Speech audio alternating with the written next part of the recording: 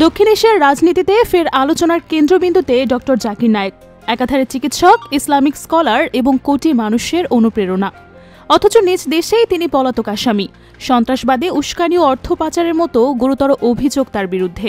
সেই বিতর্কিত ধর্মপ্রচারককে এবার প্রায় এক মাসের জন্য রাষ্ট্রীয় অতিথি হিসেবে বরণ করে নিতে চলেছে বাংলাদেশ। আর এই সিদ্ধান্তে যেন কূটনৈতিক পারমাণবিক বিস্ফোরণ ঘটছে দক্ষিণ এশিয়ায়। ফুঁসে উঠছে ভারত, বাংলাদেশকে দেয়া হচ্ছে কড়া হুঁশিয়ারি। প্রশ্ন উঠছে, জাকির নায়েকের কারণে একসময় বাংলাদেশে নিষিদ্ধ হয়েছিল পিস টিভি। সে জাকির নায়েককে কেন অন্তর্বর্তী সরকার লাল গালিচা সংবর্ধনা দিচ্ছে? এটা কি ভারতের বিরুদ্ধে বাংলাদেশের কোনো নতুন কৌশল, নাকি রয়েছে আরও গভীর কোনো রাজনৈতিক খেলা? জাকির নায়েক, এই একটি নাম যেন দুটো ভিন্ন পৃথিবীর প্রতিচ্ছবি। একদিকে ইসলাম ও তুলনামূলক ধর্মতত্ত্ব নিয়ে তার জ্ঞানগর্ভ আলোচনা, বিভিন্ন ধর্মগ্রন্থ থেকে অনর্গল উদ্ধৃতি দেওয়ার বিস্ময়কর ক্ষমতা এবং যুক্তির মাধ্যমে বিতর্ক করার দক্ষতা তাকে এনে দিয়েছে বিশ্বজোড়া খ্যাতি।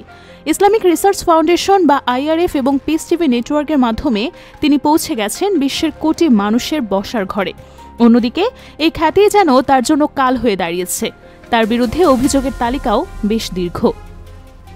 2016 সাল ঢাকার গুলশানে হলি আর্টিজান বেকারিতে ঘটে যায় দেশের ইতিহাসের সবচেয়ে ভয়াবহ সন্ত্রাস হামলা। স্তম্ভিত হয়ে যায় গোটা বিশ্ব। তদন্তে বেরিয়ে আসে চাঞ্চল্যকর তথ্য। হামলাকারী জঙ্গিদের কয়েকজন নাকি নিয়মিত জাকির নায়েকের বক্তব্য শুনতেন এবং অনুপ্রাণিত হতেন। এই ঘটনার পর নড়ে চড়ে বসে শেখ হাসিনা সরকার। কাল বিলম্ব না করে বাংলাদেশে নিষিদ্ধ করা হয় পিস টিভি। একই সময়ে বাংলাদেশ সরকারও জাকির নায়েকের বিরুদ্ধে খড়গহস্ত হয়। তার সংস্থা IRFকে সন্ত্রাসীবাদের মদত দেওয়ার অভিযোগেও ভারতের কুখ্যাত ইওপি বা বেআইনি কার্যকলাপ প্রতিরোধে আইনের অধীনে সিদ্ধান্ত নিষিদ্ধ ঘোষণা করা হয়। তার বিরুদ্ধে বিদ্বেষমূলক বক্তব্য ছড়ানো, ধর্মীয় সম্প্রদায়ের মধ্যে শত্রুতা তৈরি, সন্ত্রাসবাদে অর্থায়ন এবং শত শত কোটি রুপির মানি লন্ডারিংয়ের মতো গুরুতর অভিযোগের মামলা দায়ের করে ভারতের ন্যাশনাল ইনভেস্টিগেশন এজেন্সি বা NIA। কিন্তু তার আগে 2016 সালেই ভারত ছেড়ে চলে যান জাকির নায়েক। আশ্রয় নেন মালয়েশিয়ায়, যেখানে তৎকালীন সরকার তাকে স্থায়ীভাবে বসবাসের অনুমতি দেন। ভারত সরকার তাকে দেশে ফিরিয়ে নিয়ে বিচারের মুখোমুখি করার জন্য মালয়েশিয়া সরকারের কাছে অনুরোধ জানিয়েছে। তার পাসপোর্ট বাতিল করা হয়েছে, ইন্টারপোলের মাধ্যমে রেড নোটিশ জারি করার চেষ্টা করা হয়েছে, কিন্তু কোনো চেষ্টাই সফল হয়নি। মালয়েশিয়া বারবারই ভারতের অনুরোধ প্রত্যাখ্যান করেছে।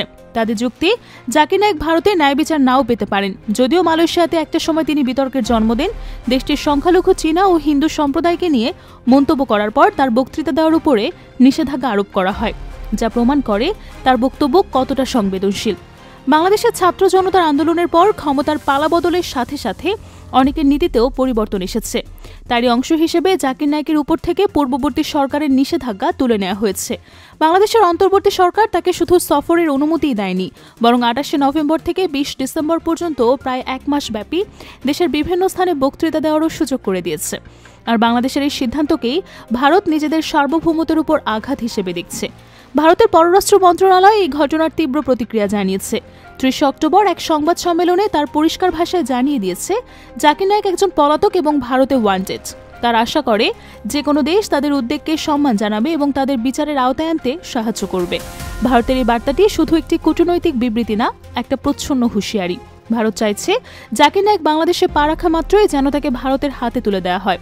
তারা এই পদক্ষেপকে বাংলাদেশের একটি ভারত বিরোধী অবস্থান হিসেবে দেখছে, যা দুই দেশের বন্ধুত্বপূর্ণ সম্পর্কে মারাত্মক প্রভাব ফেলতে পারে। এই জটিল ভূ রাজনৈতিক পরিস্থিতি এবং এর পেছনের কারণগুলো নিয়ে আরও গভীরে যাওয়া যাক। এখন সবচেয়ে বড় প্রশ্ন, কেন বাংলাদেশের অন্তর্বর্তী সরকার ভারতের মতো এক পরীক্ষিত বন্ধু এবং শক্তিশালী প্রতিবেশীকে চটিয়ে এমন সিদ্ধান্ত নিল? এর উত্তর খুঁজতে আমাদের ভারত এবং বাংলাদেশ উভয় দেশের অভ্যন্তরীণ ও আন্তর্জাতিক রাজনীতির সমীকরণটাকে বুঝতে হবে। ভারতের উদ্বেগের কারণ কি শুধু একজন জাকির নায়েক? আপাত দৃষ্টিতে মনে হতে পারে ভারতের মাথা ব্যথা শুধু একজন ব্যক্তিকে নিয়ে, কিন্তু বাস্তবতা আরও জটিল। ভারতের এই কঠোর অবস্থানের পেছনে অন্তত 3টি প্রধান কারণ রয়েছে। প্রথম এবং প্রধান কারণ জাতীয় নিরাপত্তা। ভারতের নিরাপত্তা সংস্থাগুলোর ভয় হলো বাংলাদেশের মাটিতে জাকির নায়েকের অবাধ বিচরণ ভারতের জন্য সরাসরি হুমকি।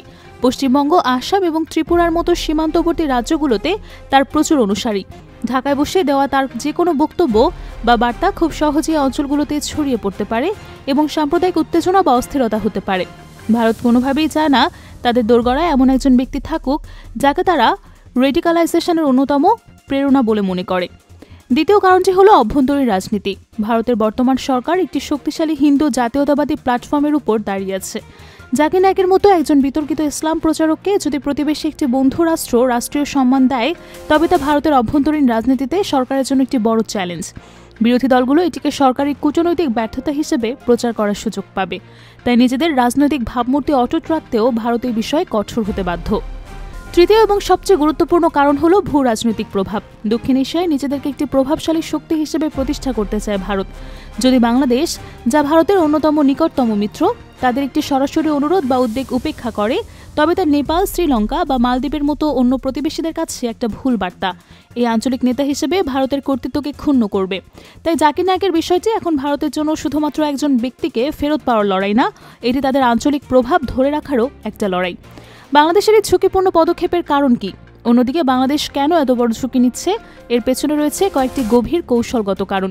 প্রথমত, জনপ্রিয়তা এবং বৈধতা অর্জন। ছাত্র জনতার আন্দোলনে গঠিত বর্তমান অন্তর্বর্তী সরকার কোনো নির্বাচনী বৈধতা নেই। তাই টিকে থাকার জন্য এবং ভবিষ্যৎ কর্মপন্থা নির্ধারণের জন্য তাদের ব্যাপক জনসমর্থন প্রয়োজন। ডক্টর জাকির নায়েক বাংলাদেশের ধর্মপ্রাণ মুসলিম সমাজের একটি বিশাল অংশের কাছে খুব জনপ্রিয় এবং সম্মানিত।